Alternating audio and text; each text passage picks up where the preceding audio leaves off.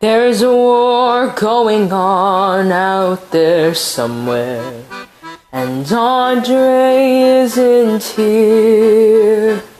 There's a war going on out there somewhere, and Andrey isn't here. There's a war going on out there somewhere, and Andrey isn't here. There's a war going on out there somewhere, and Andrey isn't here.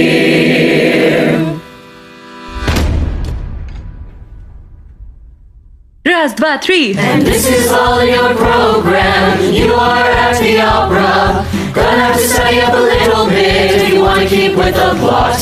Cause it's a complicated Russian novel. Everyone's got 9 different names. So look it up in your program. We appreciate it, thanks a lot. Da-da-da, da-da-da, da-da-da. Natasha. Natasha is young. She loves Andrey with all her heart. She loves Andrey with all her heart. Natasha's young and Andrey isn't here. Sonya is good. Natasha's cousin and closest friend. Natasha's cousin and closest friend. Sonya's good. Natasha's young and Andrey isn't here. Marya is old school, a grand dame of Moscow. Natasha's godmother, strict yet kind. Natasha's godmother, strict yet kind. Marya's old school, Sonya's good. Natasha's young and Andrey isn't here. And this is all in your program. You are at the opera. Gonna have to study up a little bit if you want to keep with the plot. Cause it's a complicated Russian novel. Everyone's got 9 different names. So look it up in your program. We'd appreciate it, thanks a lot. Da-da-da, da-da-da, da-da-da. Anatole. Anatole is hot. He spends his money on women and wine. He spends his money on women and wine. Anatole's hot, Marya's old school, Sonya's good. Natasha's young and Andrey isn't here. Hélène is a slut. Anatole's sister married to Pierre. Anatole's sister married to Pierre. Hélène is a slut, Anatole's hot, Marya's old school, Sonya's good. Natasha's young and Andrey isn't here. Dolokhov is fierce, but not too important. Anatole's friend, a crazy good shot. Anatole's friend, a crazy good shot. Dolokhov is fierce, Hélène is a slut. Anatole's hot, Marya's old school, Sonya's good. Natasha's young and Andrey isn't here. Chandeliers and caviar, the war can't touch us here. Minor characters. Old Prince Bolkonsky is crazy. And Mary is plain. Andrey's family totally messed up. And Balaga's just for fun. Balaga's just for fun. Balaga's fun. Bolkonsky's crazy. Mary is plain. Dolokhov is fierce. Hélène is a slut. Anatole's hot. Marya's old school. Sonya's good. Natasha's young and Andrey isn't here. And what about Pierre? Dear, bewildered and awkward Pierre. What about Pierre? Rich, unhappily married Pierre. What about Pierre? What about Pierre? What about Pierre?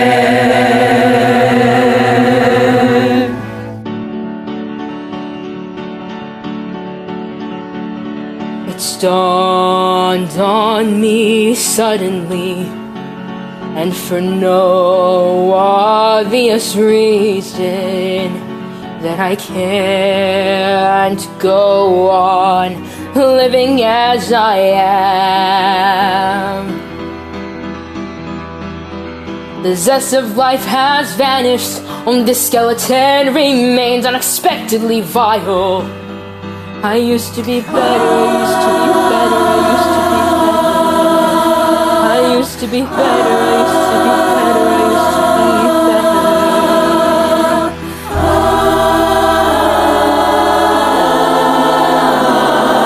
Oh, Pierre, our merry feasting crank. Our most dear, most kind, most smart, eccentric, a warm-hearted Russian of the old school. His purse is always empty, 'cause it's open to all. Oh, Pierre, just one of 100 sad old men living out their final days in Moscow.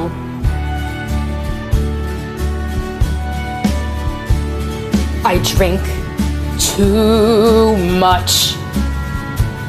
Right now, my friend fights and bleeds, and I sit at home and read. Hours at a time, hours at my screen.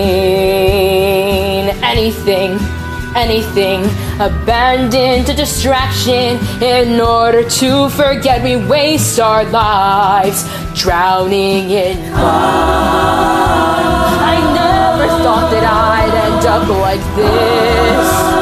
I used to be better, and the women, they all pity me 'cause I'm married but not in love, frozen at the center. Il est charmant, il n'a pas de sexe. He's charming, he has no sex. Oh, Pierre, our merry feasting crank. Our most dear, most kind, most smart and eccentric, a warm-hearted Russian of the old school. His purse is always empty, 'cause it's open to all. Oh, Pierre, just one of 100 sad old men living out their final days in Moscow. There's a ringing in my head, there's a sickness in the world, and everyone knows, but pretends that they don't see. Oh, I'll sort it out later, but later never comes. And how many men before, good Russian men, believing in goodness and truth, entered that door with all their teeth and hair, and left it toothless and bald. You empty and stupid, contented fellows, satisfied with your place. I'm different from you, I'm different from you. I still want to do something. Or do you struggle too? I pity you, I pity me, I pity you. I pity you, I pity me, I pity you.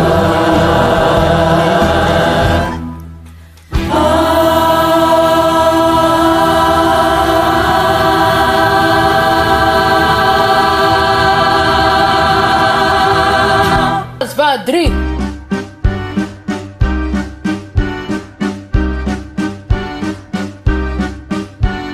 Marya Dmitrievna Krosimova, Countess Natalia Ilyinicha Rostova. you must call me Natasha.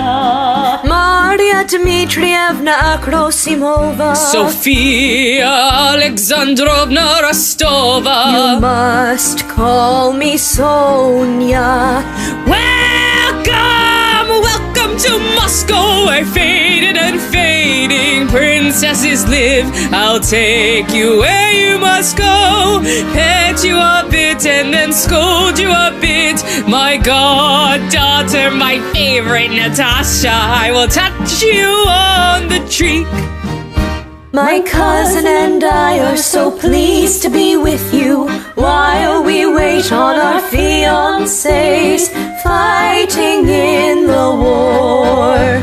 Bring in their things, what are you dawdling for? Get the samovar ready, you're half frozen, I'm sure. Bring some rum for the tea, Soxyota, bonjour, and Natasha, my darling, you go plumper and prettier. My cheeks are glowing from the cold, She said, gazing at Marya with kind, glittering eyes.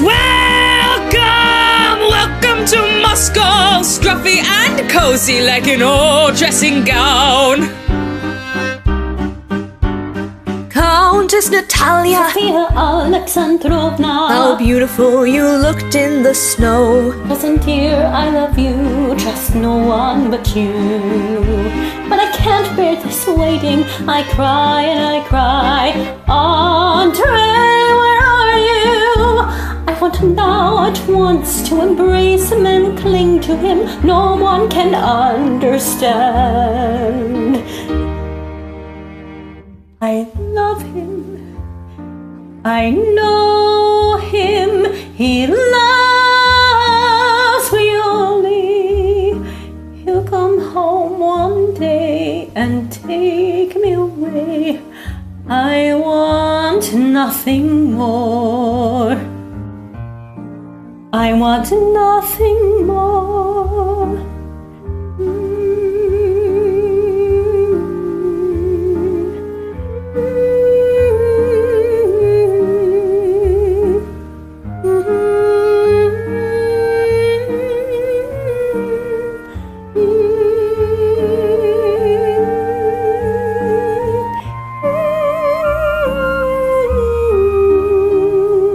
First thing tomorrow to Madame Chabot's.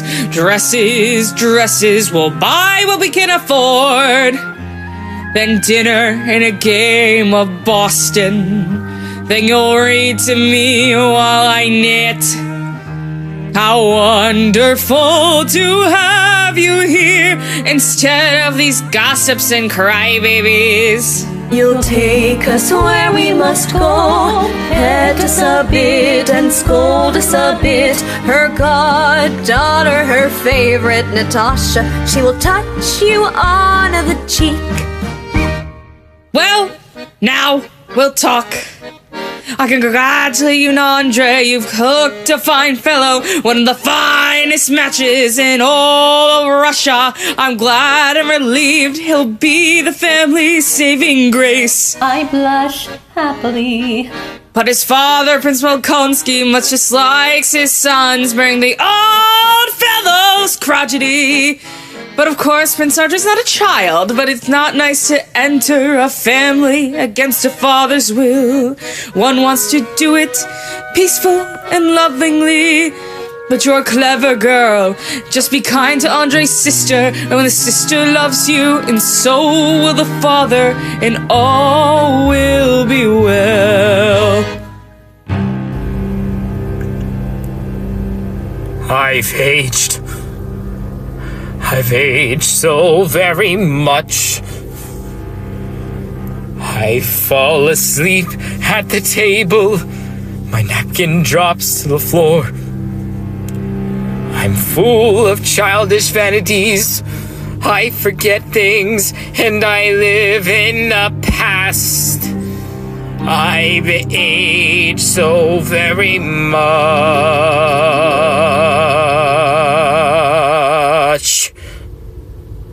People enjoy me though. I come in for tea in my old-fashioned coat and powdered wig, and I tell stories and utter scathing critiques.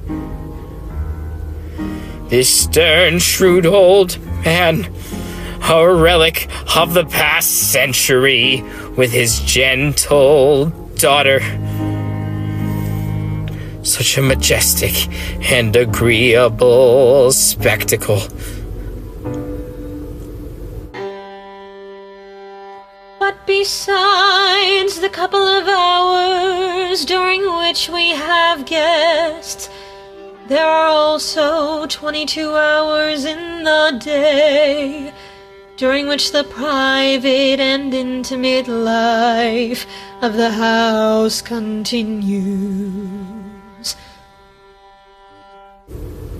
Bring me my slippers. Yes, Father, yes, Father. Bring me my wine. Yes, Father, yes, Father. If you're not too busy fiddling with your incense and icons. No, Father, and I have no friends, no, never go anywhere, never invited, for who would take care of I can hurt you. I can hurt you. but I never, ever, ever, ever would. No, Father, I love you, Father. And time moves on, and my fate slips past, and nothing ever happens to me. And Countess Natalia Rostova is coming for tea. I know they'll like me. Everyone has always liked me. Natasha is young and worthless and dumb. And time moves on, and my fate slips past. Is this all I'll make of my life? Will I never be happy? Will I never be anyone's wife? What's this? A young suitor? Come in. But don't sit down. I'm cold to you. Yes, I mean to you. Now be gone. Be gone. And don't come back. Oh, maybe I'll marry someone myself. Some cheap French thing. Oh, that offends you, does it? Come in, my dear. Come in. And he draws her to him, and he kisses her hand, embraces her affectionately, and I flush and run out of the room. Come back here. Let an old man have his fun. But she's using you, Papa. Want your money, Papa, to take advantage of your weakness like that. It's disgusting. My voice breaks. It's my money, and I'll throw it where I want, not at you. And not at Andrey's harlot. Insolent girl.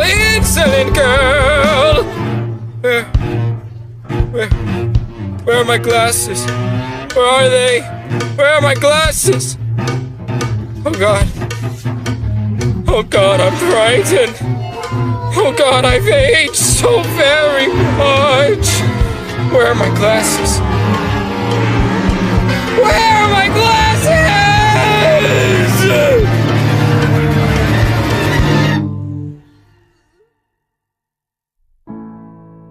They are there upon his head, the pride of sacrifice gathers in my soul,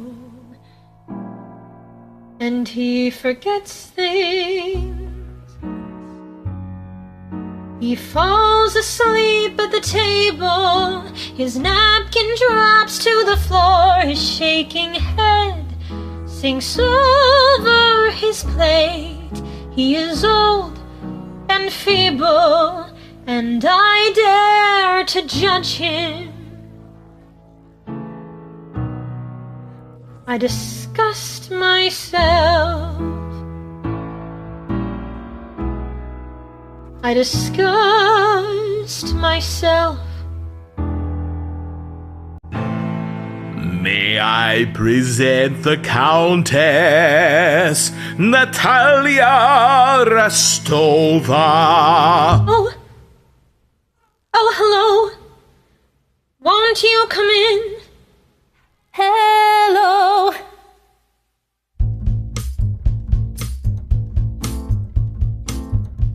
And from the first glance, I do not like Natasha.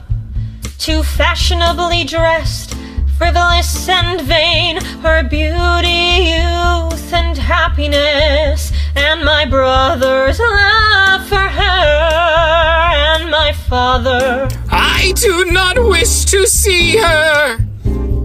I know at any moment he might indulge in some freak. I'm sorry, the prince is still ailing. Songstress. I am not afraid of anyone, but such hesitation, such unnatural manners. From the first glance, I do not like Princess Mary. Too plain and affected, insolent and dry, I shrink into myself, assume an offhand air, which alienates me still more.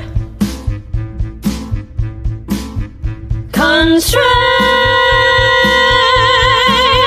and strained,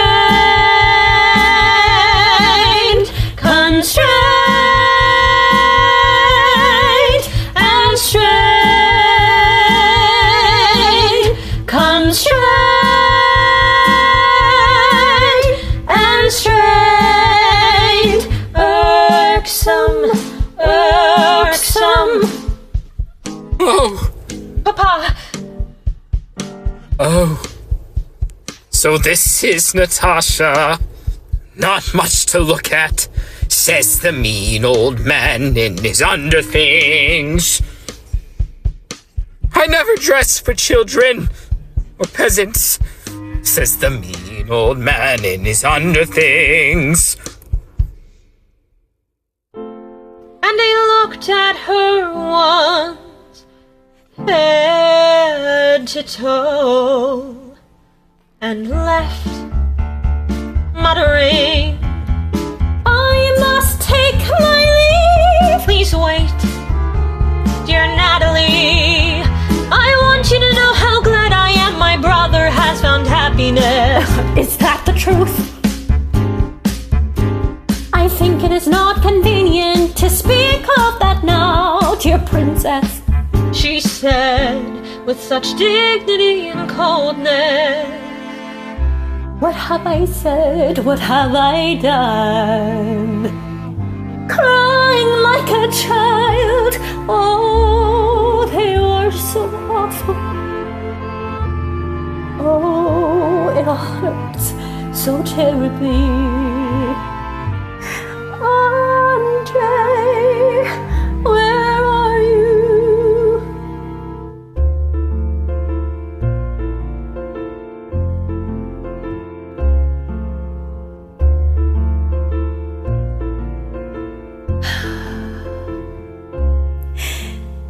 The moon.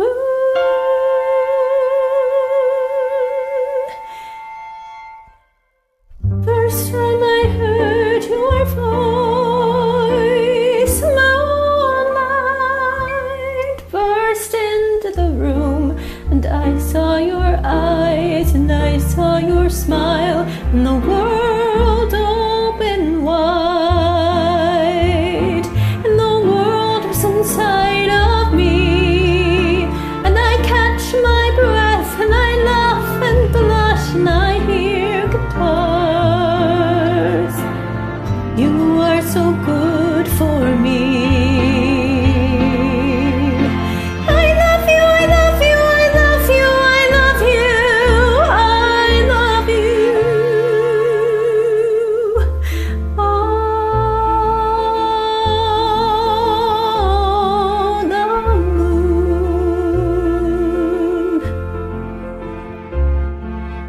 Oh,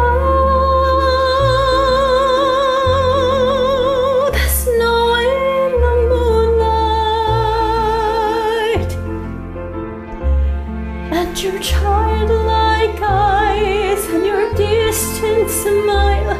I'll never be this happy again, you and I, and no one else.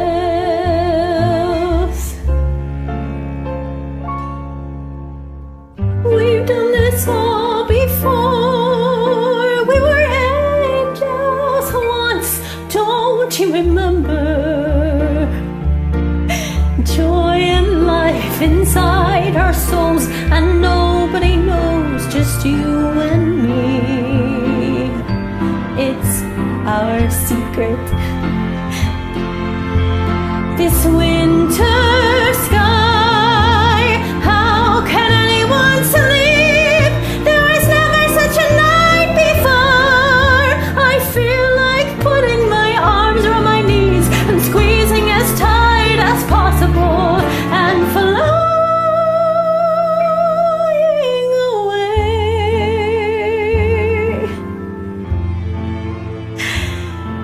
like this.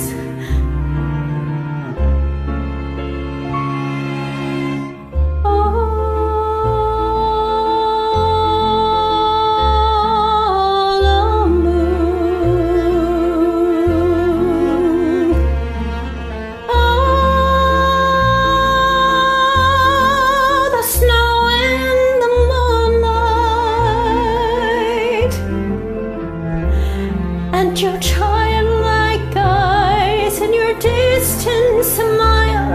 I'll never be this happy again. You and I, you and I.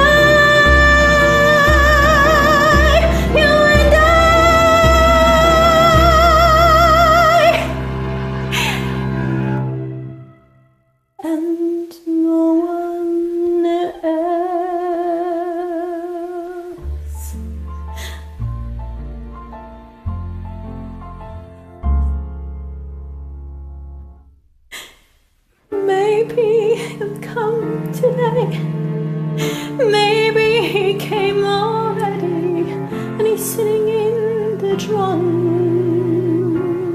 and I simply forgot.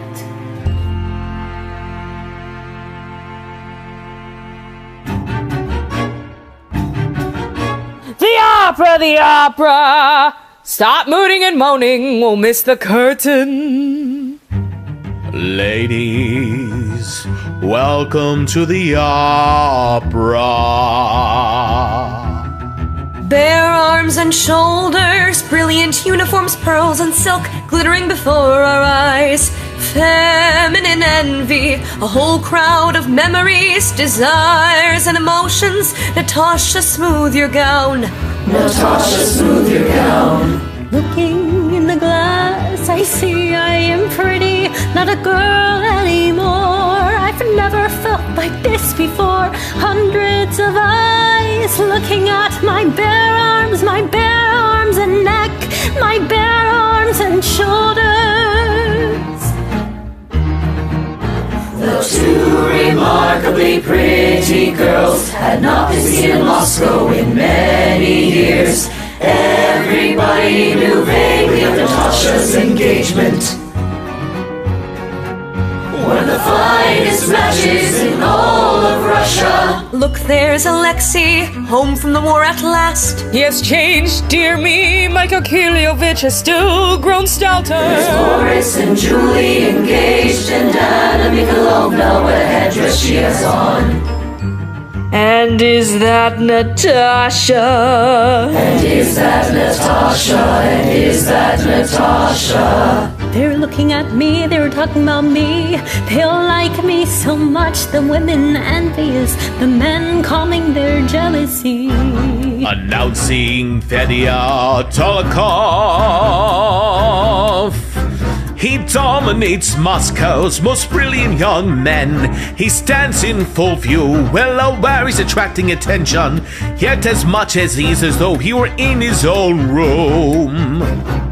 Dolokhov was in the Caucasus, and he killed the Shah's brother. Now all the Moscow ladies are mad about him. Dolokhov the assassin. Announcing Countess Hélène Bezakova,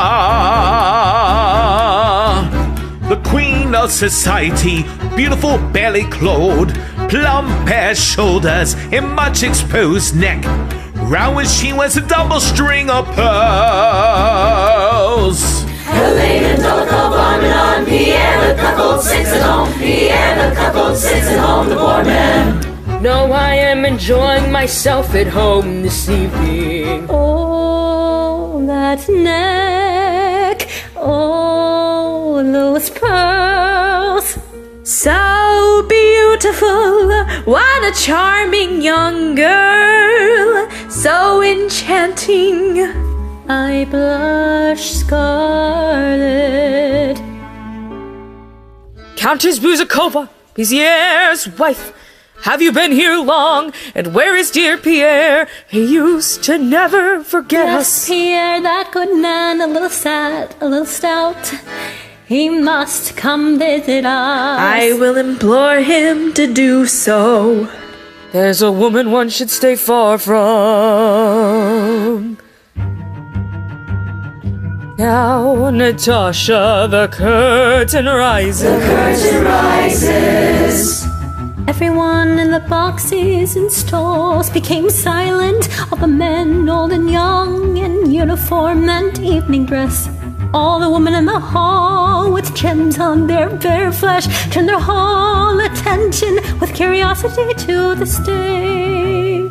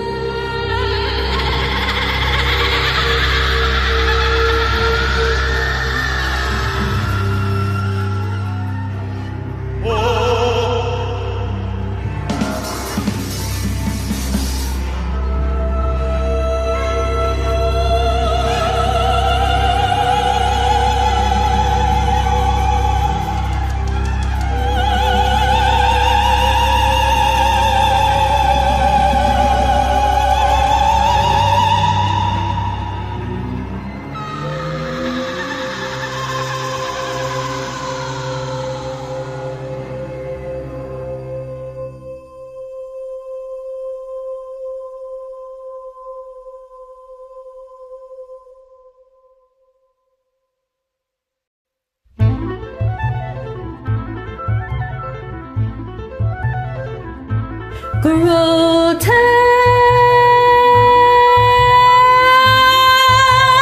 and amazing. I cannot follow the opera or even listen to the music. I see painted cardboard, queerly dressed actors moving and singing so strangely in the lights, so false and unnatural. I'm ashamed and amused, and everyone else seems oblivious. Yes, everyone finds delight. And feeling the flood of brilliant lights, the warm perfumed air heated by the crowd, Natasha, little by little, began to pass into a state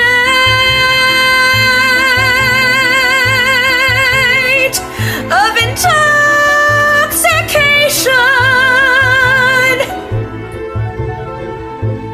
Oh, I'd tickle your wall if I could. Oh, I'd tickle your wall if I could.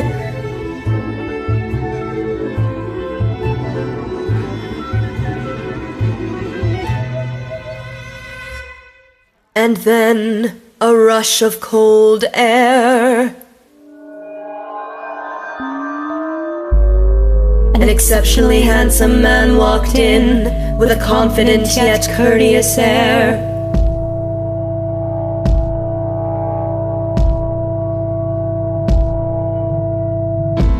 This was Helene's brother, Anatole Karagan. He moved with a swagger which would have been ridiculous had he not been so good looking. And though it was the middle of the act, he walked right down the aisle, his sword and spurs jangling, his handsome perfumed head held high. And he looked right at Natasha. Mais charmante. And he took his place in the front row next to Dolokhov. How handsome he is, how intoxicating.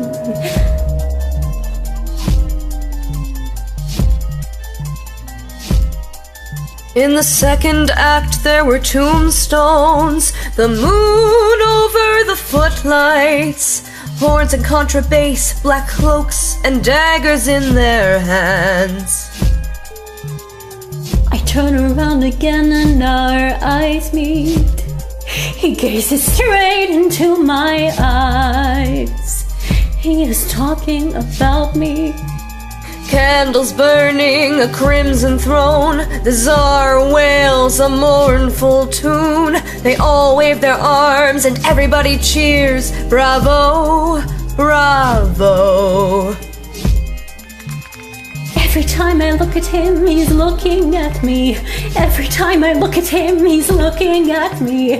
Every time I look at him. A terrible noise, a clatter in the crowd, a storm of chromatic scales and diminished sevenths. With rapturous faces, everyone was shouting, screaming and shouting.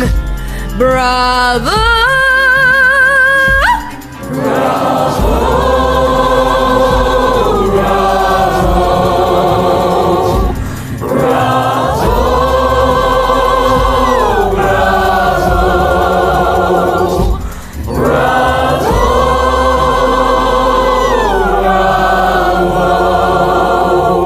And then a rush of cold air, and Anatole entered the box.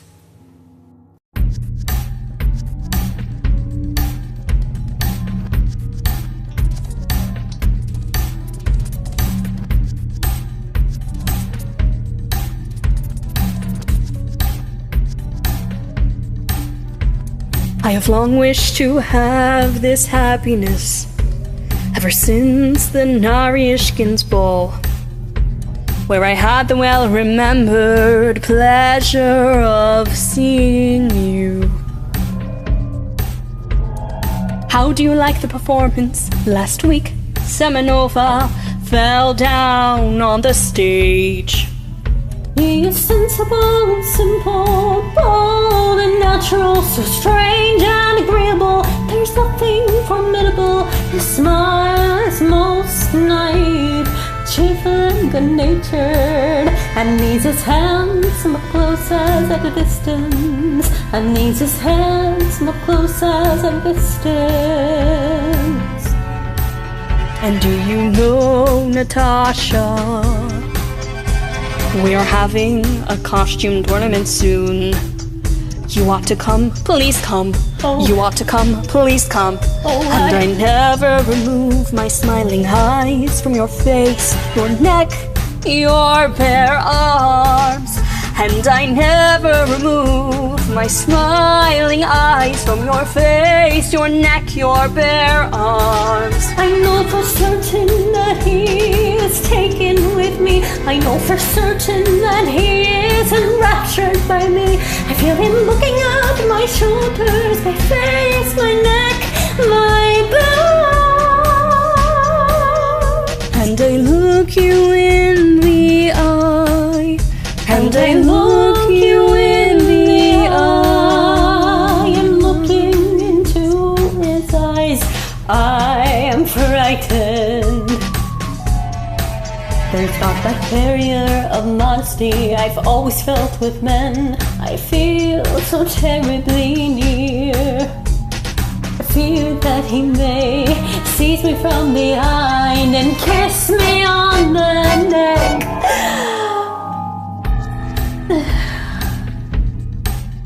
How do you like Moscow? At first, I did not like it much because what makes a town pleasant, ce sont les jolies femmes. Isn't that so? But now I like it very much indeed. Do come to the costume tournament, Countess, do come. You will be the prettiest there. You will be the prettiest there. Do come, dear Countess, and give me this flower as a pledge.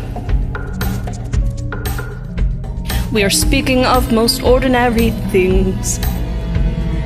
Yet I feel closer to you than I've ever felt with any other man.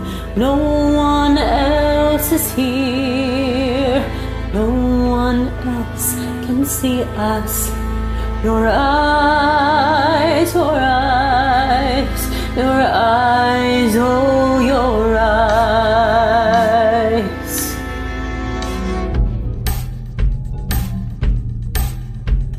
It's all right, Natasha. I'm here. So near, nothing between us. Smile at me. There is nothing between us.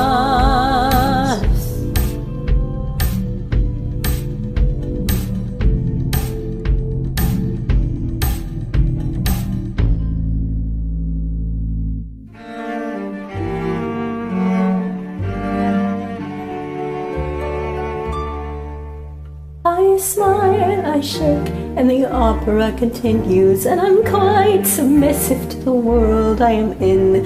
My previous life is slipping away from me. My distant past is gone, it's gone. And the rest of the night, I can't take my eyes from him. His glittering eyes and his tender smile. As I'm leaving flushed and nervous, he touches my arm and I turn around. He's looking at me with his glittering eyes and his tender smile. Oh God, I'm lost. How could I let him? Everything is dark, obscure, and terrible. I don't understand this. Oh God, I am lost.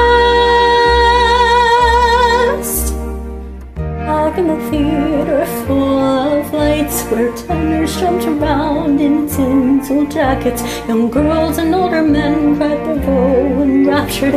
There it all seemed simple, but now alone I am tortured. My conscience gnaws away at my heart. Am I spoiled for Andrey's love or not?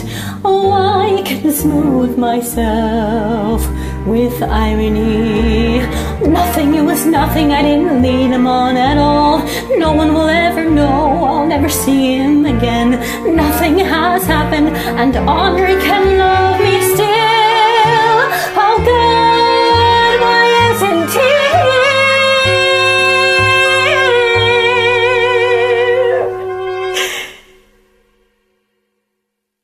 And yet it was like there was nothing between us. No veil, no modesty, just his face and strong hands, with his glittering eyes and his tender smile.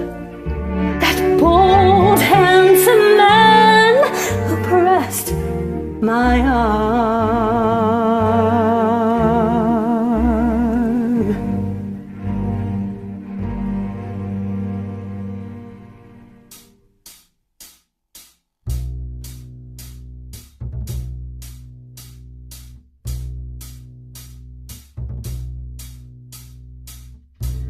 Good evening, Pierre. Studying. Yes. How was the opera? Lovely. Natalia Rostova was there. Oh, dear Andrey's betrothed. I have known her family for years and long carried affection for her. Yes. Charming. Look, Dolokhov's coming around, and we're off to the club. Will ya come, old man? I will come. Lend me 50 rubles. Drink, drink, gonna drink tonight, gonna drink tonight, gonna drink, gonna drink, gonna drink tonight, gonna drink tonight, gonna drink tonight, gonna drink, drink, gonna drink tonight, gonna drink tonight, gonna drink, gonna drink tonight, gonna drink tonight, gonna drink tonight.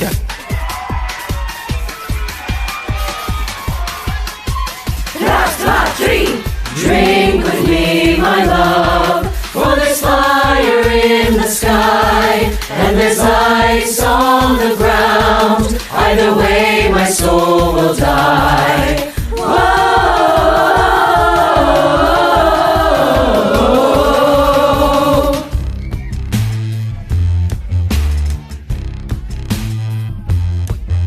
The doctors warn me that with my corpulence, vodka and wine are dangerous for me.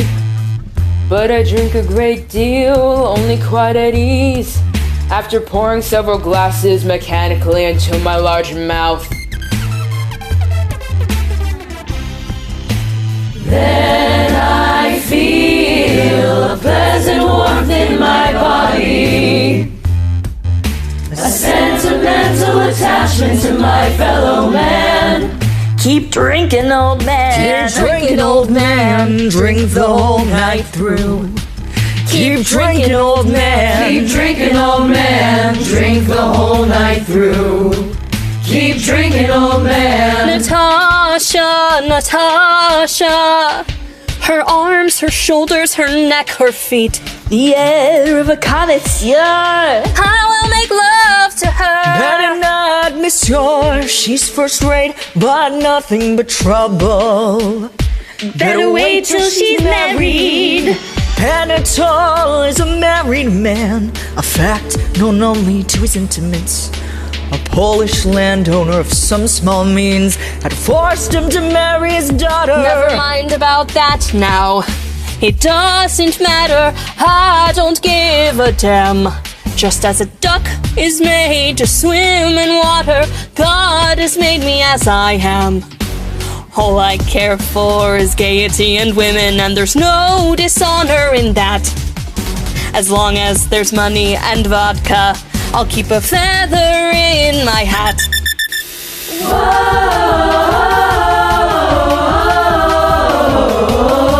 I used to love love, I used to be better. Keep drinking, old man. Drink, drink, drink. God, to think I married a man like you. Don't speak to me, wife. There is something inside me. Dolokhov, pour me another. Something terrible and monstrous. Here's to the health of married women, and a smile lurks at the corner of my mouth. Here's to the health of married women and their lovers. Here's to the health of married women. Here's to the health of married women and their lovers. Here's to the health of married women. Here's to the health of married women and their lovers. How dare you touch her? You can't love her. Enough! You bully, you scoundrel! I challenge you. Oh, a duel. Yes, this is what I like. He will kill you, stupid husband. So I shall be killed. What is it to you? Anatole, my guns. Whoa, this is horribly stupid. Well, let's begin. This is child's play. As the adversaries refuse the reconciliation, we shall please proceed with the duel. Ready your pistols, and on the count of 3, begin to advance. Raz, dva, tri. Pierre, hold your fire. Pierre, hold your fire. Pierre, not yet. No! Shot by a fool. No, wait, I didn't mean. Quiet, old man. My turn. My turn. Pierre, stand back.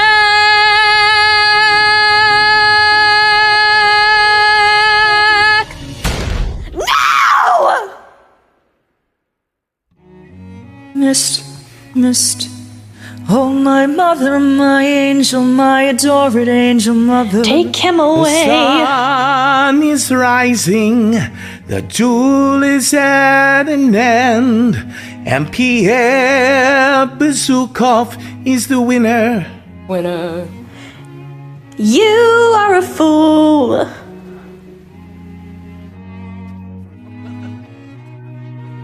Well, sweet sister, you certainly bring out the beast in men.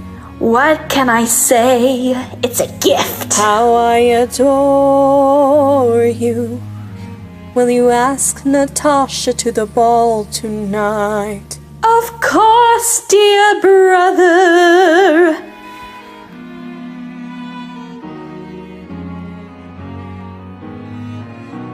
Come on, old man, let's get you home. In a moment. Sleep it off. And to be happy. We live to love another day.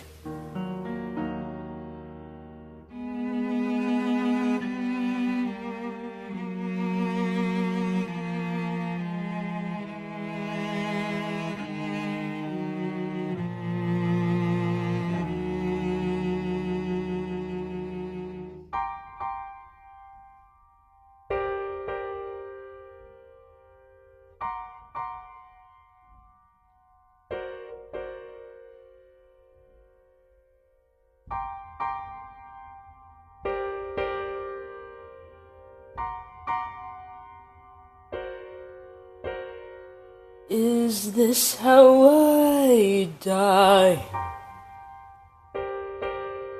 Ridiculed and laughed at, wearing clown shoes.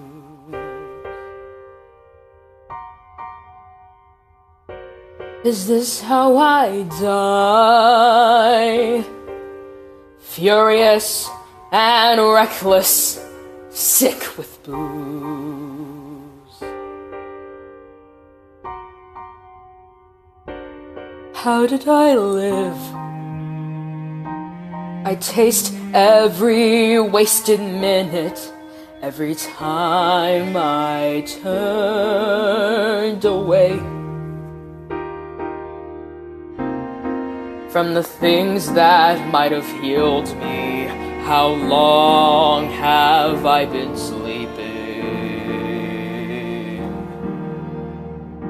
Is this how I die? Frightened like a child, lazy and numb. Is this how I die? Pretending and preposterous and dumb. How did I live? Was I kind enough and good enough? Did I love enough? Did I ever look up and see the moon and the stars in the sky? Oh, why have I been sleeping? They say we are asleep until we fall in love. We are children of dust and ashes. But when we fall in love, we wake up and we are a god and angels weep. But if I die here tonight, I die in my sleep.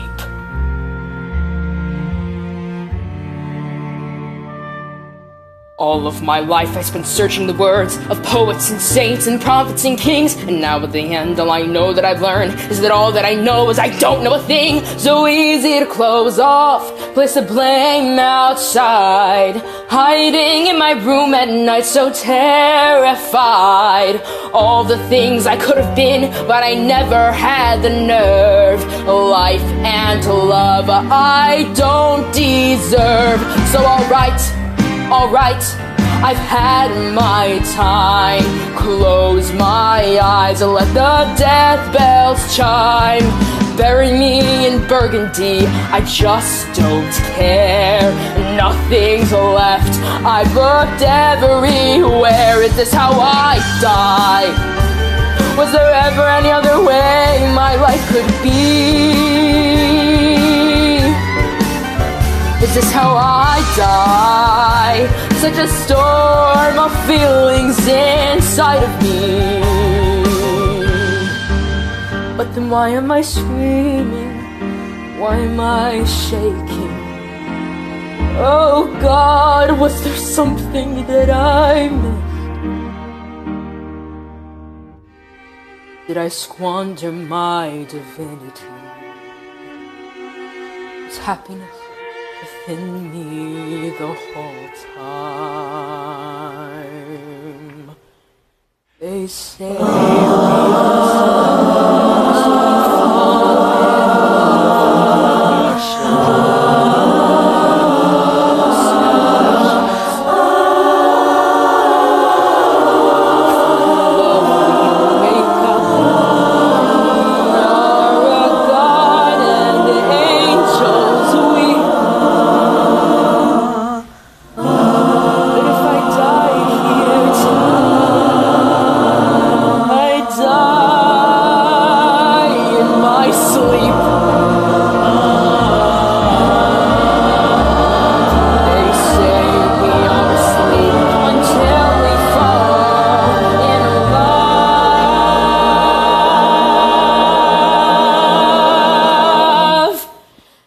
I'm so ready to wake up now.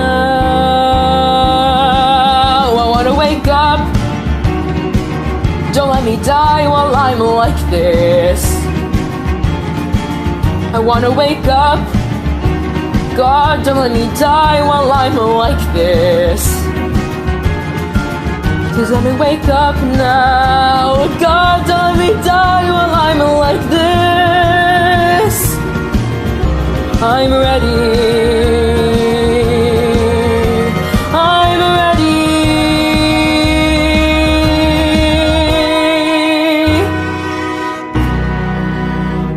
to wake up.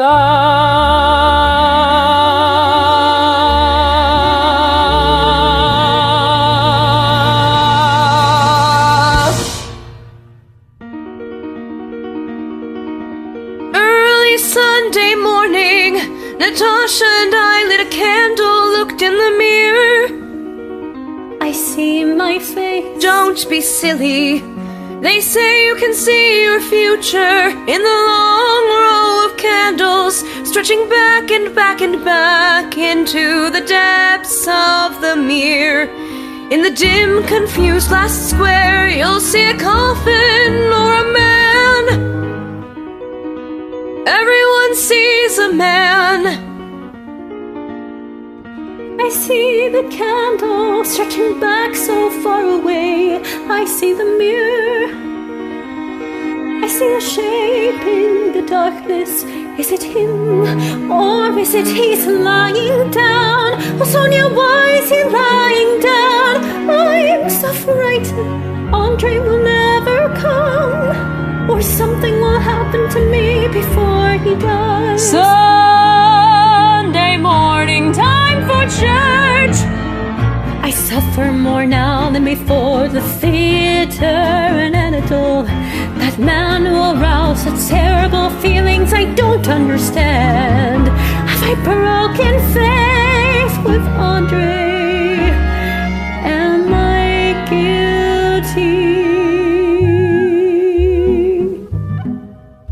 After church, Marya left for Prince Bolkonsky. The rudeness of that man! I'll straighten him out. The terrible old prince, I can't bear to think of it. I'll shut myself in my room, then try on new dresses. And just after Marya left, there was a knock at the door. Natasha had just turned her head to the glass when she heard a voice that made her flush.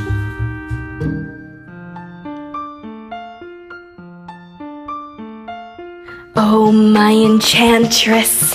Oh, you beautiful thing. Charming, charming. Oh, this is really beyond anything. These dresses suit you. This one, metallic gauze, straight from Paris. Anything suits you, my charmer. Oh, how she blushes, my pretty. Oh, how she blushes, my pretty. Charmante, charmante. You are such a lovely thing, oh, where have you been? It's such a shame to bury pearls in the country. Charmante, charmante, charming. Now if you have a dress, you must wear it out. How can you live in Moscow and not go nowhere? So you love somebody charming, but that's no reason to shut yourself in. Even if you're engaged, you must wear your dress out somewhere. My brother dined with me yesterday, but he didn't eat a thing, 'cause he was thinking about you. He kept sighing about you. Oh, how she blushes, my pretty. Oh, how she blushes, my pretty. Charmante, charmante. You are such a lovely thing, oh, where have you been? It's such a shame to bury pearls in the country. Charmante, charmante, charming. Now a woman with a dress is a frightening and powerful thing. You are not a child when you're draped in scarlet and lace. Your fiancé would want you to have fun rather than be bored to death. Allez dans le monde plutôt que de perdre d'ennui. My brother is quite madly in love. He is quite madly in love with you, my dear. Oh, how she blushes, my pretty. Oh, how she blushes, my pretty. Charmante, charmante. You are such a lovely thing, oh, where have you been? It's such a shame to bury pearls in the country. Charmante, charmante, charming. Such a shame to bury pearls in the country. Charmante, charmante, charming.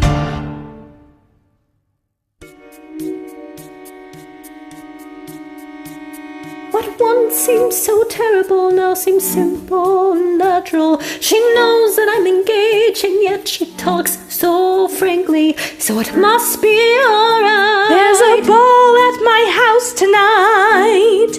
You must come. Oh, your wide open wondering eyes, you will be the prettiest there.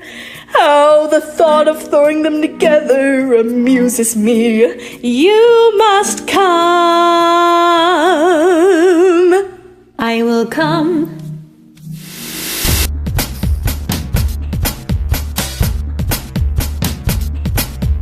Waiting at the door, waiting at the door, waiting. Waiting at the door, waiting at the door, waiting. How I adore little girls, they lose their heads at once.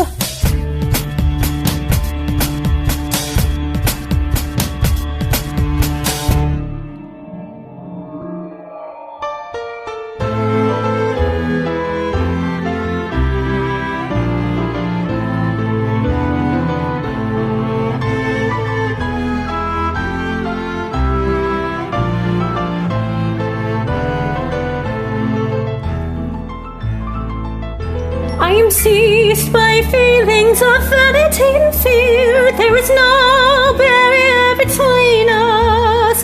Whispers and moans and ringing in my ear. There is no barrier between us. Divine, delicious, but I do not see or hear anything. I'm borne away to a senseless world, so strange, so remote. I don't know good from bad, Anatole, Anatole. I'm so frightened. You are enchanting. And as we danced, he pressed my waist and hand, and he told me I was bewitching, and I love you. Bewitching, and I love you. And turn the say, he gazed in my eyes, and said nothing, just gazed in my eyes, my frightened eyes. Such confident tenderness, I could not say what I had to say. Don't lower your eyes, I love you. I am in love, dear, I am in love. Gaze in my eyes, I love you. You are bewitching. What can I do, darling? What can I do? Don't say such things. I am betrothed. I love another. Don't speak to me of that when I tell you that I am madly, madly in love with you. Is it my fault that you're enchanting? I'm so frightened. I don't understand anything tonight. I'm here now. Natalie? I can feel your eyes upon me. Blocking her path, I bring her face close to mine. His large, glittering, masculine eyes are so close to mine, I see nothing else. Is it possible that I should never see you again? I love you madly. Can I never? Natalie? You press my arm. Natalie? You're hurting my hands. Natalie? I don't understand. I have nothing to say.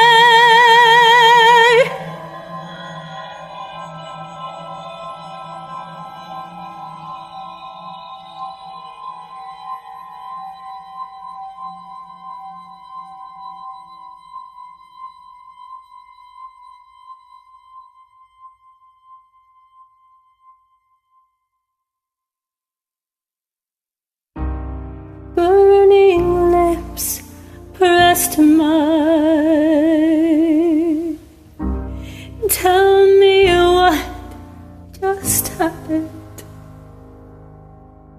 I'm trembling, so frightening. Andrey, but I love you. Of that there is no doubt. How else could all of this have happened? How else could we have kissed? It means that I have loved you from the first. It means that you are kind, noble and splendid, and I could not help loving you. I will love you, Anatole. I'll do anything for you. I'll do anything for you.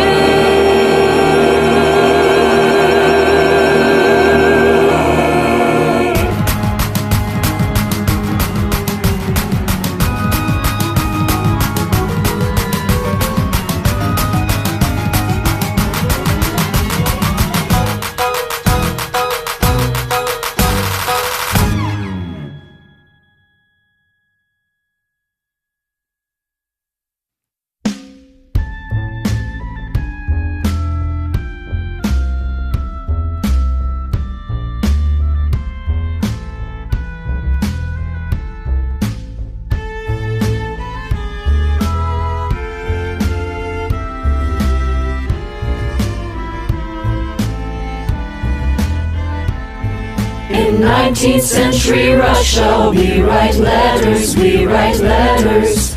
We put down in writing what is happening in our minds. Once it's on the paper, we feel better, we feel better. It's like some kind of clarity when the letter's done and signed. Dear Andrey, dear old friend, how goes the war? Do we march on the French splendidly? Do our cannons crack and cry? Do our bullets whistle and sing? Does the air reek with smoke? I wish I were there, with death at my heels. Dolokhov is recovering, he will be alright, the good man. And Natasha is in town, your bride to be, so full of life and mischief. I should visit. I hear she is more beautiful than ever. How I envy you and your happiness. Here at home I drink and read and drink and read and drink. But I think I finally found it, what my heart has needed. For I've been studying the cabal, and I've calculated the number of the beast. It is Napoleon, 636, and I will kill him one day. He's no great man, none of us are great men. We're caught in the wave of history, nothing matters. Everything matters, it's all the same. Oh, if only I could not see it, this dreadful, terrible it. In 19th century Russia, we write letters, we write letters. We put down in writing what is happening in our minds. Dear Andrey, what more can I write after all that has happened? What am I to do if I love him and the other one too? Must I break it off? These terrible questions. I see nothing but the candle in the mirror. No visions of the future, so lost and alone. And what of Princess Mary? Dear Natasha, I'm in deep despair at the misunderstanding there is between us.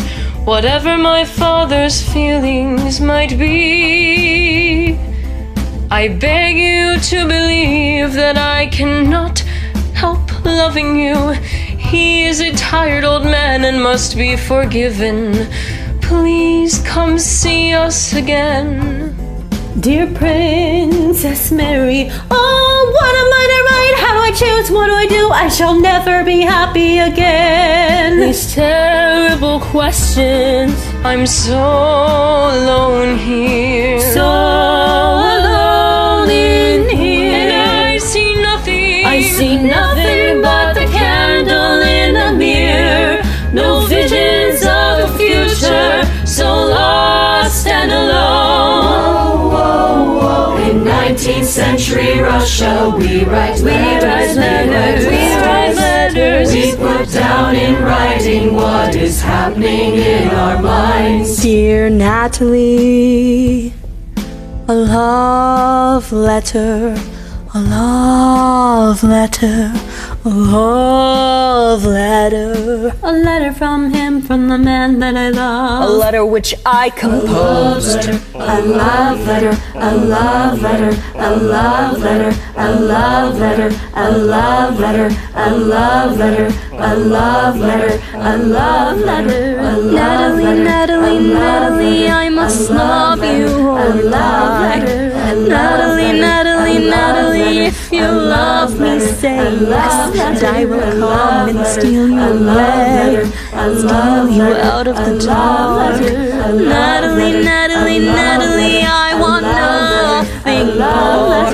Natalie, Natalie, Natalie, I must love you or die. Natalie, Natalie, Natalie, if you love me, say yes, and I will come and steal you away, steal you out of the dark. Natalie, Natalie, Natalie, I want nothing more. Just say yes. Just say yes. Just say yes.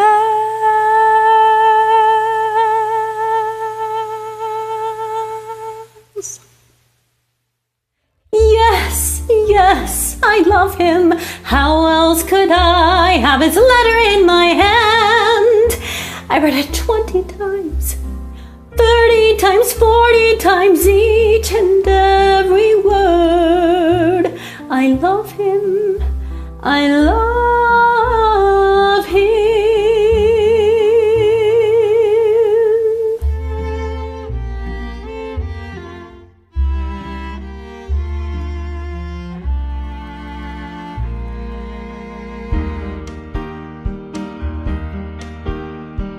How was it I noticed nothing? How could it go so far? It can't be that she loves him. It can't be. Natasha. Sonya, you're back. And with the tender resolve that often comes at the moment of awakening, I embrace my friend. But noticing Sonya's look of embarrassment, my face expressed confusion and suspicion. Oh, Sonya, you've read the letter. Yes. Oh, Sonya, I'm glad I can't hide it any longer. Now you know we love one another. Oh, Sonya, he writes, he writes, he writes, he writes, he writes. And Andrey Oh, Sonya, if you only knew how happy I am. You don't know what love is. But Natasha, can that all be over? I do not grasp the question. Are you refusing Prince Andrey? Oh, you don't understand anything. Don't talk nonsense, just listen. But I can't believe it. I don't understand how you loved one man a whole year, and suddenly you've only known him 3 days. Natasha, you're joking. 3 days. It seems to me I've loved him 100 years. It seems to me I've never loved anyone before. Not like this. I have no will. My life is his. I'll do anything he wants me to. What can I do, Sonya? What can I do? I'm so happy. I'm so frightened. Why can't you understand? I love him. Then I won't let it come to that. I shall tell, bursting into tears. What do you mean, for God's sake? If you tell you I'm my enemy, you want me to be miserable, you want to tear us apart. For God's sake, Sonya, don't tell anyone, don't torture me. I have confided in you. What has happened between you? What has he said to you? Why doesn't he come to the house and openly ask for your hand? Why this secrecy? Have you thought what his secret reasons may be? I don't know what the reasons are, but there must be reasons. Sonya, one can't doubt him. Does he love you? Does he love me? Why, you've read his letter, you've seen him. I can't live without him. Natasha, think of our family and think of Prince Andrey. Andrey said I was free to refuse him. But you haven't refused him, or have you? Perhaps I have. Perhaps all is over between me and Bolkonsky. What do you think so badly of me? I won't succumb to your tender tone, Natasha. I don't trust him. Natasha, I'm afraid for you. Natasha, afraid you are going to your ruin. Then I'll go to my ruin. Yes, I will as soon as possible. But it's not your business. It won't be you. It'll be me who suffer. Leave me alone. Yes, leave me alone. I hate you, Sonya. I hate you, Sonya. I hate you. I hate you. You're my enemy forever. I burst into sobs. And without a moment's reflection, I wrote the answer to Princess Mary. I've been unable to write all morning. All our misunderstandings are at an end. Forget everything and forgive me. But I can't be Andrey's wife.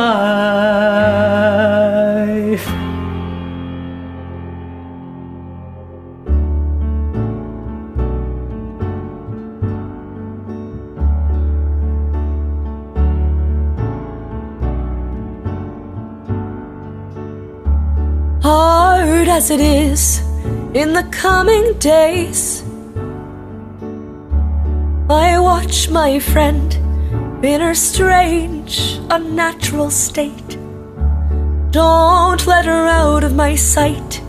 She trails off, stares at nothing, laughs at random, and the letters come. She waits by the window, and I listen at the door, until one day I see by the sad look on her face, there's a dreadful plan in her heart. I know you are capable of anything. I know you so well, my friend. I know you might just run away. What am I to do? Who do I ask for help? Is it all on me? Is it all on me? I will stand in the dark for you. I will hold you back by force. I outside your door. I won't see you disgraced. I will protect your name and your heart because I miss my friend.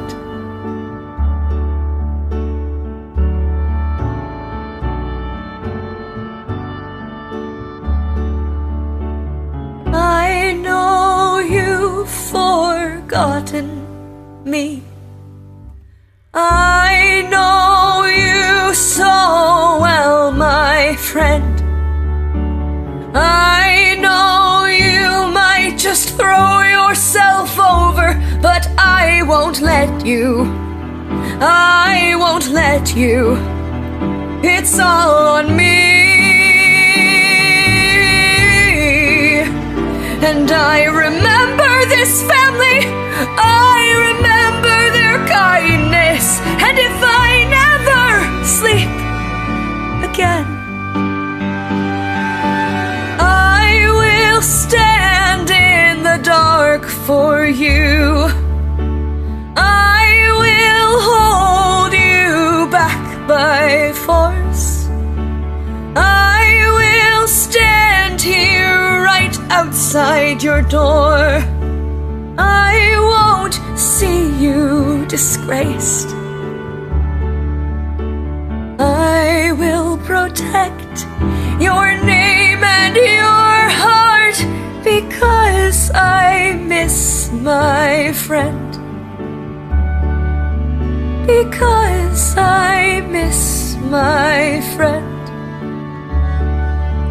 Because I miss you, my friend.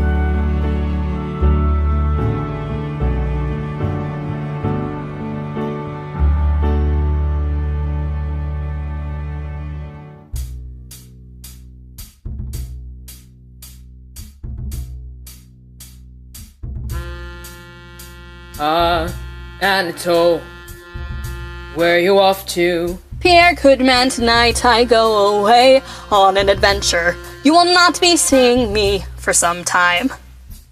I found a new pleasure, and I'm taking her away. I'll send you a letter from Poland. Ha! An elopement. Fool, you're married already. Don't talk to me of that. I will not deprive myself of this one. Tonight I take her, tonight. Lend me 50 rubles. That's a true sage, living in the moment. What I wouldn't give to be like him.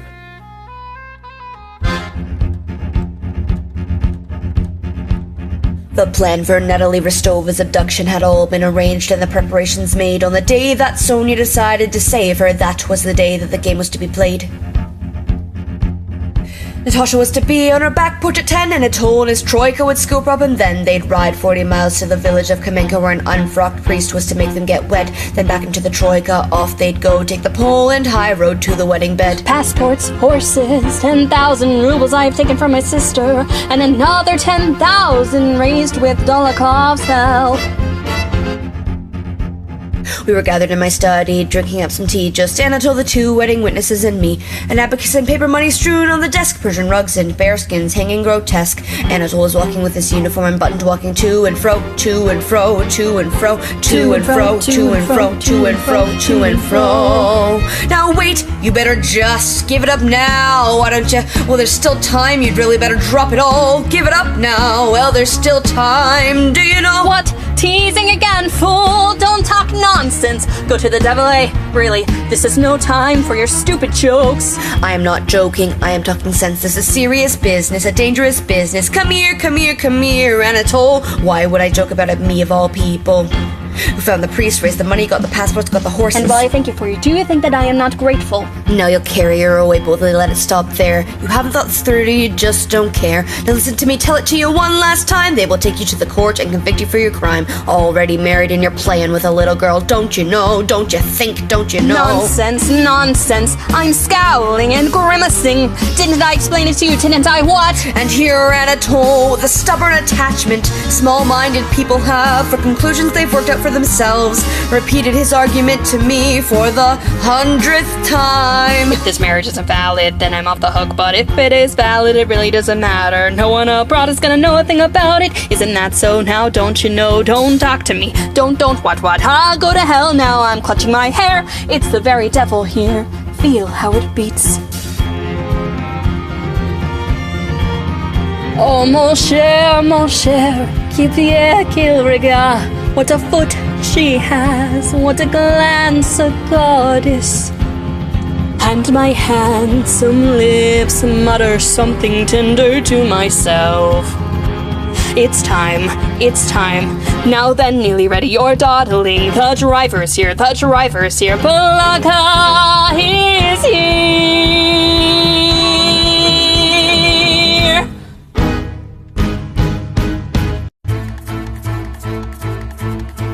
Hey Balaga, ho Balaga, hey hey ho Balaga, hey Balaga, the famous troika driver. Hey Balaga, ho Balaga, hey Balaga, hey Balaga, the famous troika driver. Who's that madman flying at full gallop down the streets? Who's that madman knocking people over, robbing people down, while his fine gentlemen hold on to their seats? It's Balaga. Driving mad at 12 miles an hour. Balaga. Coming straight out, get out my way. Balaga. Lash my whip at horses and peasants. Balaga. Skin alive 20 times a year for my fine gentlemen. Yes sir, hey ho, yes sir. Yes sir. More than once. From Tulsa to Moscow and back in just one night. More than once. Now escape from a wild Cossack fight. More than once. They beat me and slapped me with their gloves. More than once. Made me drunk on champagne, which I love. Hey Balaga, ho Balaga, hey ho Balaga, hey Balaga, the famous troika driver. Hey Balaga, ho Balaga, hey Balaga, hey Balaga, the famous troika driver. Who's that slowpoke we abuse with wild and tipsy shouts? Who knows things that will get you sent straight to Siberia if anyone found out? It's Balaga. Driving mad at 12 miles an hour. Balaga. Coming straight out, get out my way. Balaga. Drinking and dancing with my Ruska Roma. Riding my horses into the ground for my fine gentlemen. Yes sir, hey ho, yes sir. Yes sir. More than once. Jam you around with ladies on your laps. More than once. Taking the places not on any maps. More than once. Got it faster than only men would dare. More than once. Just my troca ride into the air. And I never ask for ruples, except maybe once a year. I don't do this for the ruples. I do it cause I like them. And we like Balaga too.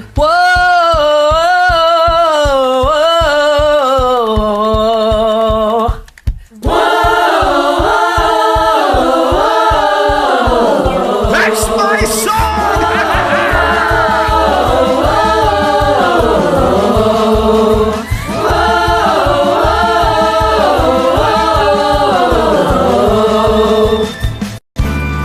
Everybody, raise a glass.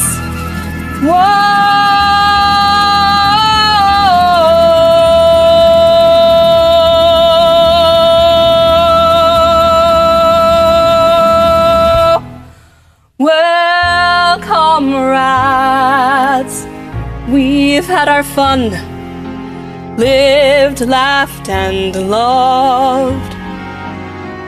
Friends of my youth, when shall we meet again? I'm going abroad.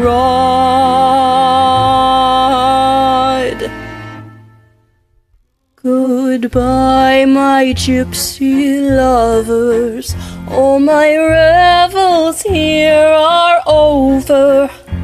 Well, goodbye, Matryoshka, kiss me one last time. Whoa, remember me to Steshka. Well, goodbye, goodbye, goodbye. Wish me luck, my gypsy lovers. Now goodbye, goodbye, goodbye. Goodbye, my gypsy lovers. All my revels here are over. Well, goodbye, Matryoshka, kiss me one last time. Whoa, remember me to Steshka. There, goodbye, goodbye, goodbye. Wish me luck, my gypsy lovers. Now goodbye, goodbye, goodbye. Now drink. Smash the glasses on the floor.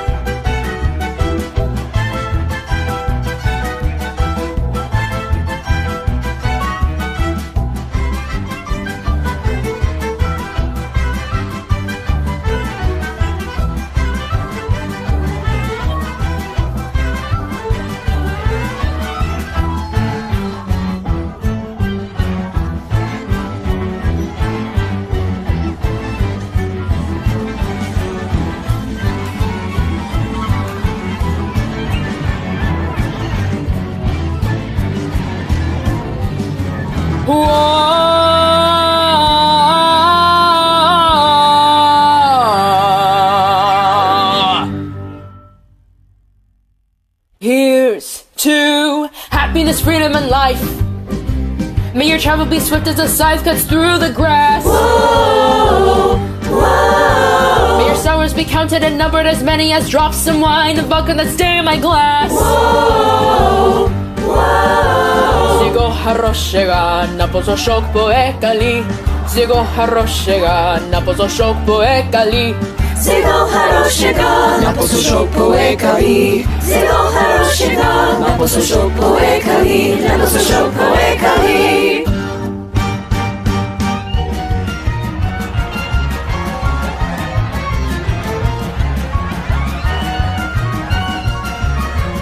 Wait, wait, wait. Shut the door. First we have to sit down. Yes, that's the way. It's a Russian custom. All right. Wait! Where's the fur cloak? Huh? I've heard what elopements are like. She'll rush out more dead than alive. Just in the things she's wearing, If you delay at all, there'll be tears and Papa and Mama. And she's frozen in a minute and must go back. But you wrap the fur cloak round her and you carry her to the sleigh. That's the way, that's the way, That's the way, that's the way. Let's get out of here. And the Troika tore down Nikitsky Boulevard. Hey Balaga, ho Balaga, hey hey ho Balaga, hey hey Balaga, the famous Troika driver. Hey Balaga, ho Balaga, hey hey hey Balaga, hey hey Balaga, the famous Troika driver. When they reached the gate, Dolokhov whistled. The whistle was answered and maidservant ran out. Come in through the courtyard or you'll be seen. She'll come out directly. Dolokhov stayed by the gate. Anatole followed the maid into the courtyard, turned the corner and up to the porch. You will not enter my house, scoundrel. Anatole, come back, betrayed, betrayed. Anatole, come back, betrayed, betrayed. Anatole, betrayed.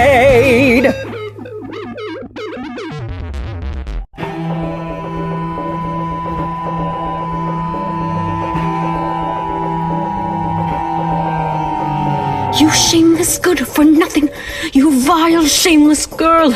In my house, a nice girl, very nice. You dirty, nasty wench of a thing, no, don't you say one word. In my house, a horrid girl, a hussy. It's lucky for him he escaped, but I'll find him. Now you listen to me while I speak to you. Now you listen to me when I speak to you. In my house, do you hear what I'm saying or not? Natasha's whole body shook with noiseless convulsive sobs. Marya touched her hand to her face. Don't touch me, let me be. What is it to me? I shall die. What are we to tell your father, eh? In my house. What are we to tell Prince Andrey? What do we tell your betrothed? I have no betrothed. I have refused him. Natasha, come here, kiss me. Press your wet face to mine. Don't touch me. Why didn't he come to the house? Why didn't he openly ask for your hand? You were not kept under lock and key, carrying you off like some gypsy girl. And if he had carried you off, don't you think your father would found him? Your father, I know him. He will challenge him to a duel, and what then? Will that be all right, eh? He's a scoundrel, he's a wretch, that's a fact. He is better than any of you, I say. He is better than any of you, I say. Why did you interfere? Oh God, what is it all? What is it?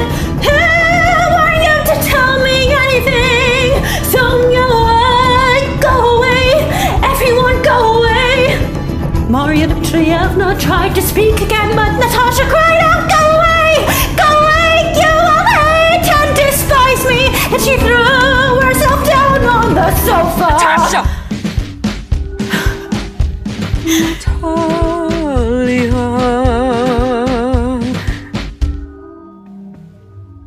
I put a pillow under her head, covered her with 2 quilts, brought her a glass of lime flower water. But Natasha did not respond. Well, let her sleep. Let her sleep.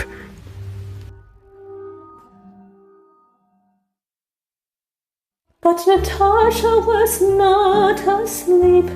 Her face was pale, her eyes wide open. All that night she did not sleep or weep. She sat at the window, waiting for him.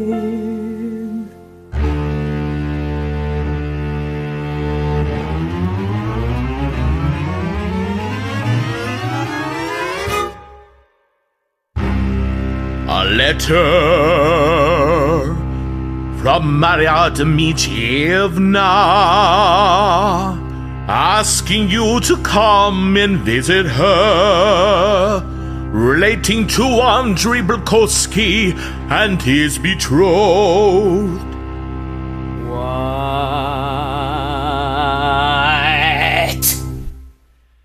What can they want with me?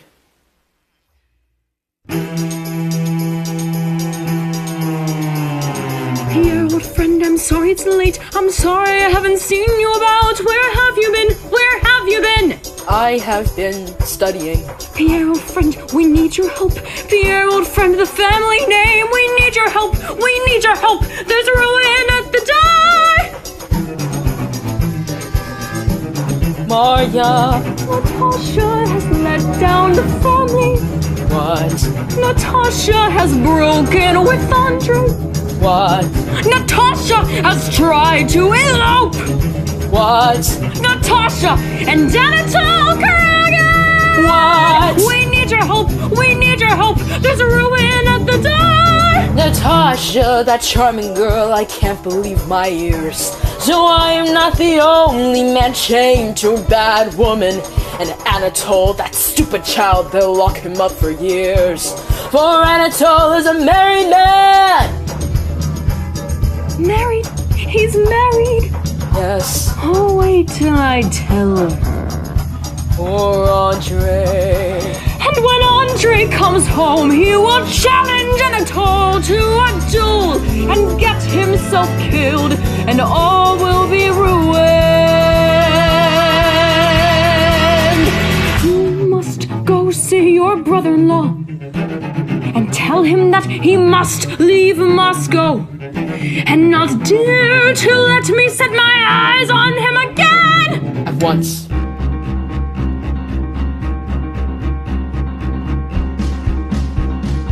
Anatole, find Anatole. Anatole, find Anatole. The blood rushes to my heart. It's difficult to breathe. Anatole, find Anatole. Anatole, find Anatole. Not at the ice hills, not at Matryoshkas, not at Komenenos. Anatole, find Anatole. Anatole, find Anatole. To the club. And at the club, all is going on as usual. The members eat their dinners and gossip in small groups. Have I heard of Karagan's abduction? Is it true Natasha's ruined? Nonsense, nonsense, nothing has happened. Everything is fine. Natasha, Natasha. It is essential that I see Natasha. How can I see her? Anatole, come Anatole. Anatole, hush. Anatole. What? I don't believe that he is married. I don't believe you. And I stare like a hunted, wounded animal. He can't be married. Good evening, sir. Prince Anatole's in the drawing room with the countess. Ah, Pierre, sweet husband. You don't know what a plight our Anatole has had. Be quiet. I will not greet you. At this moment, you are more repulsive to me than ever. Anatole, come Anatole. Anatole must speak to you. Anatole followed with his usual jaunty step, but his face expressed anxiety. Pierre closed the door and addressed Anatole without looking at him.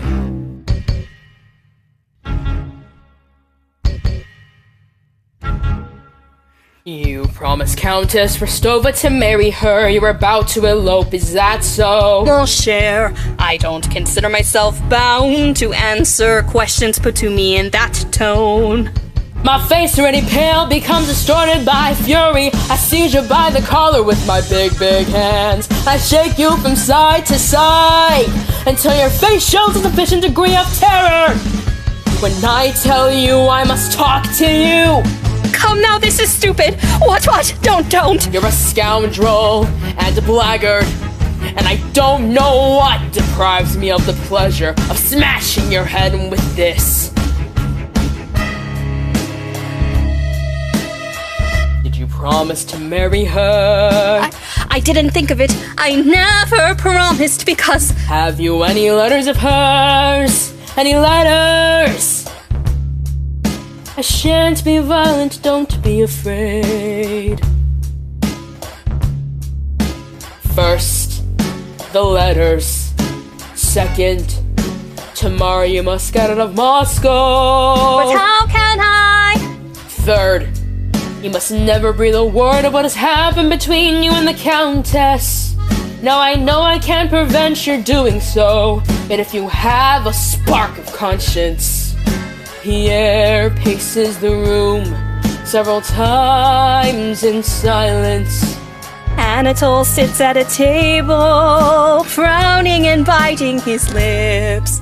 After all, you must understand that besides your pleasure, there is such a thing as other people and their happiness and peace, and that you are ruining a whole life for the sake of amusing yourself. Amuse yourself with women like my wife. With them you're within your rights, but to promise a young girl to marry her, to deceive, to kidnap, don't you understand that that's as cruel as bidding an old man or a child? Well, I don't know about that, hey. I don't know that, and I don't want to.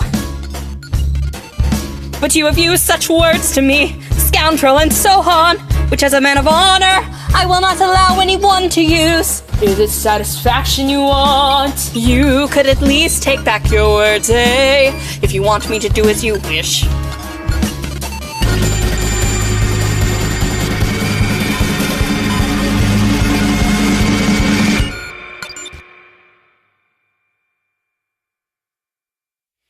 Fine, I take them back.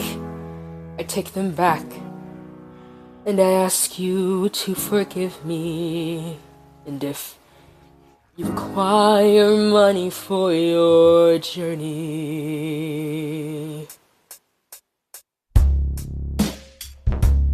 Anatole smiled, a reflection of that base and cringing smile which Pierre knew so well in his wife, revolted him. Oh, vile and heartless brood. Next day, Anatole left for Petersburg.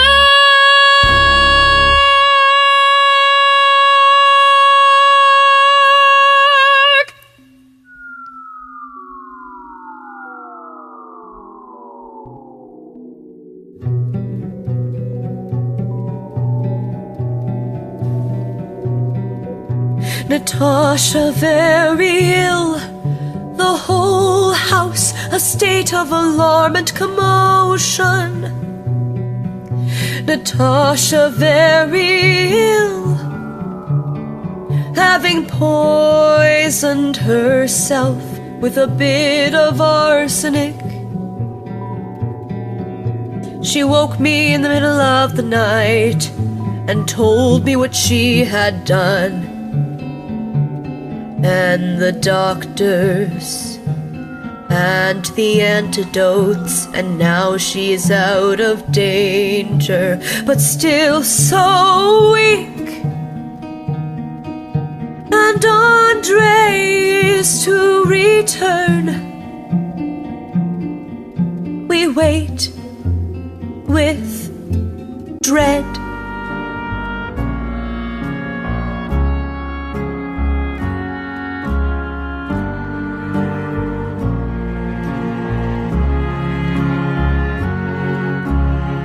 Well, how are you? Still getting stouter. There's a new wrinkle on your forehead, old friend. It's good to see you. I've been away too long. My friend, you are in need. Your face is gloomy. No, I am well. There's a war going on.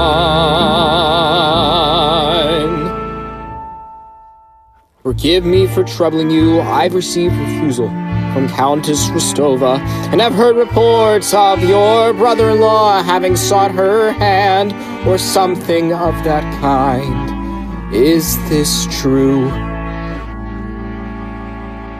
Something of that kind. Here are her letters. Please give them to the Countess. Natasha is ill. She has been at death's door. I much regret her illness. And he smiled like his father, coldly, maliciously. Well, it doesn't matter. You told me once a fallen woman should be forgiven. But I didn't say that I could forgive. I can't. Yes, ask her hand again, be magnanimous, and so on. Yes, that would be very noble.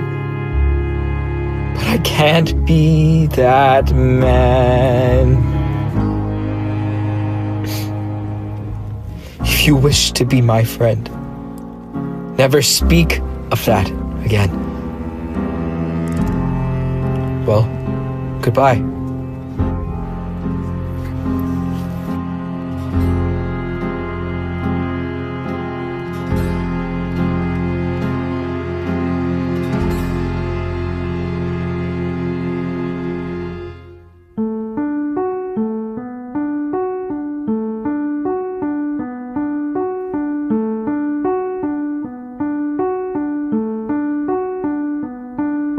Natasha was standing in the middle of the drawing room with a pale yet steady face. When I appeared in the doorway, she grew flustered and I hurried to her. I thought that she would give me her hand, but instead she stopped, breathing heavily, her thin arms hanging lifelessly, just in the very pose she used to stand in as a young girl when she went to the middle of the ballroom to sing. But the look on her face was quite different.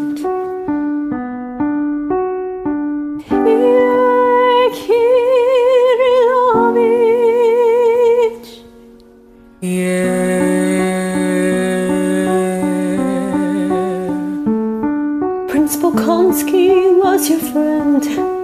He is your friend. He once told me that I should turn to you. Pierre sniffed as he looked at her, but he didn't speak. Till then he had reproached her and tried to despise her, but now he felt such pity for her. There is no room in his soul for reproach. He is here now. Tell him to forgive me. So I will tell him to forgive you. But he gave me your letters. No, I know that all is over. I know that it never can be. But still I'm tormented by the wrong things I've done him. Tell him that I beg him to forgive. Forgive me for everything. Yes, I will tell him everything. But I should like to know one thing.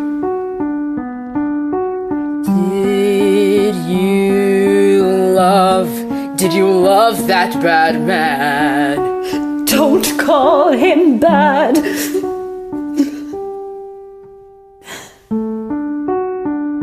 But I don't know. I don't know at all. She began to cry, in a greater sense of pity, tenderness and love overflowed Pierre's heart. He felt the tears begin to trickle underneath his spectacles, and he hoped that no one would see. We won't speak of it anymore. We won't speak of it, my dear. But one thing I beg of you, consider me your friend. And if you ever need help, or simply to open your heart to someone, not now, but when your mind is clear, think of me. Pierre grew confused.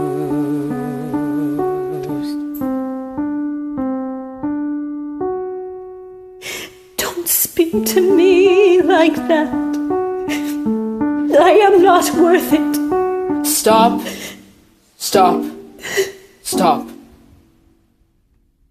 You have your whole life before you. Before me.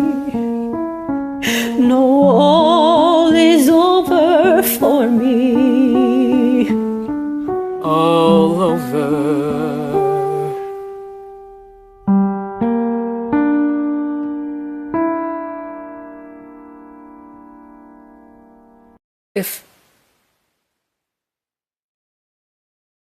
If I were not myself, but the brightest, handsomest, best man on earth, and if I were free, I would get down on my knees this minute and ask you for your hand. And for your love.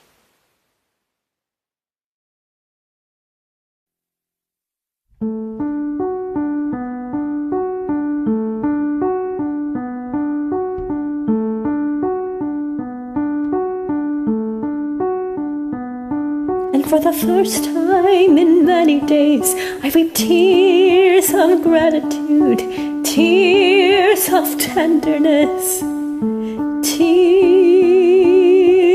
of thanks, and glancing at Pierre.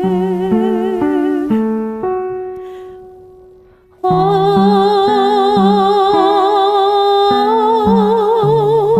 Pierre.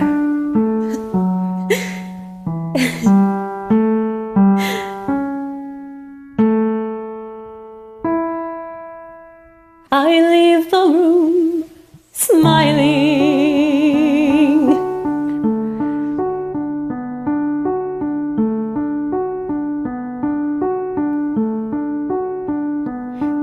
and restraining tears of tenderness, tears of joy which choked me.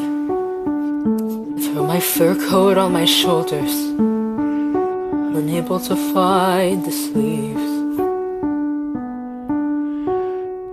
Outside my great broad chest breathes in deep the air with joy. Despite the 10 degrees of frost, I get into my sleigh.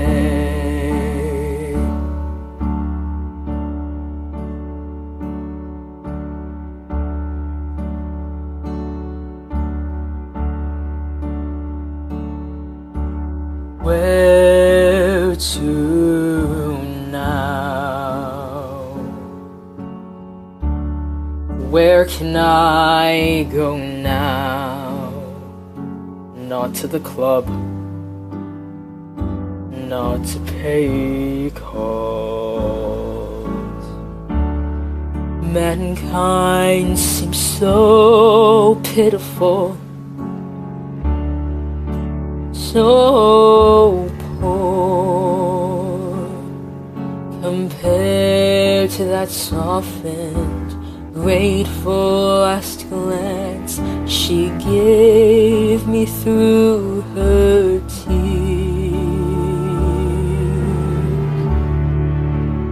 It was clear and cold above the dirty streets, above the black roofs, stretched the dark, starry sky. This vast firmament opened my eyes, wet with tears. And there in the middle, above Brzezinski Boulevard, surrounded and sprinkled on all sides by stars, shines the great comet of 1812, the brilliant comet of 1812. The comet said to portend untold horrors and the end of the world. But for me, the comet brings no fear. No, I gaze joyfully, and this bright star, having traced its parabola with inexpressible speed through immeasurable space, seems suddenly to have stopped, like an arrow piercing the earth. Stopped for me.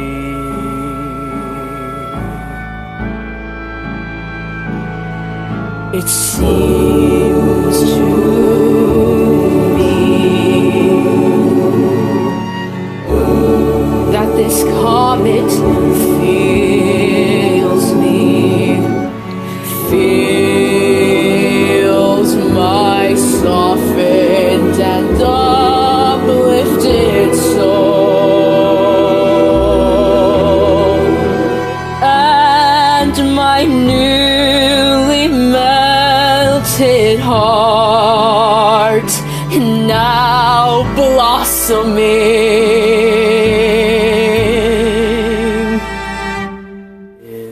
into a new life.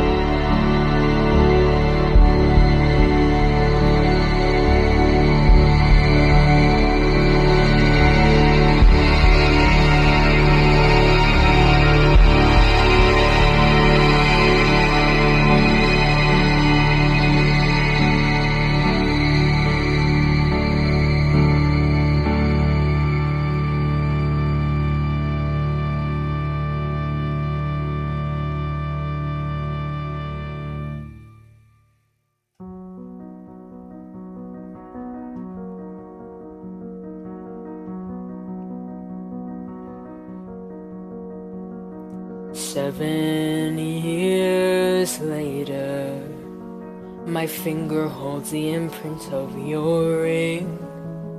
Every line holds a memory. You and I, the songs we used to sing. But now the sky is overcast and the streets are gray. A daytime moon hangs pale and cold. Sometimes it feels like all the stories have been told. But this song's not over just yet. Stars and moons rise and set, then rise again. We shall have epilogue after epilogue. It's a simple life on the face of it, though you and I have both let ourselves go a bit. Thicker and older as the bitter winds got colder. But I saw the laughter of life in your eyes as you handed me a plate to be dried. With you sometimes such simple things keep me warm inside. And this song's not over just yet. Stars and moons rise and set, then rise again. We shall have epilogue after epilogue.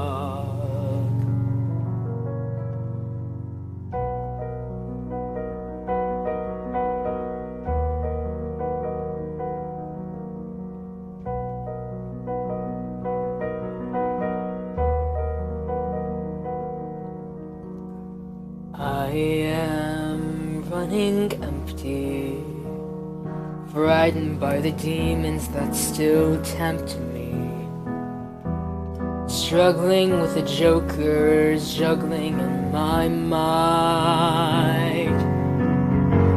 But I know I'm not a bad man. I know because I see me in you. You reject the dark, you reflect the light. In you I see the good in me. In you I see the world in me. And this song's not over just yet. Stars and moons rise and set, then rise again. We shall have epilogue after epilogue.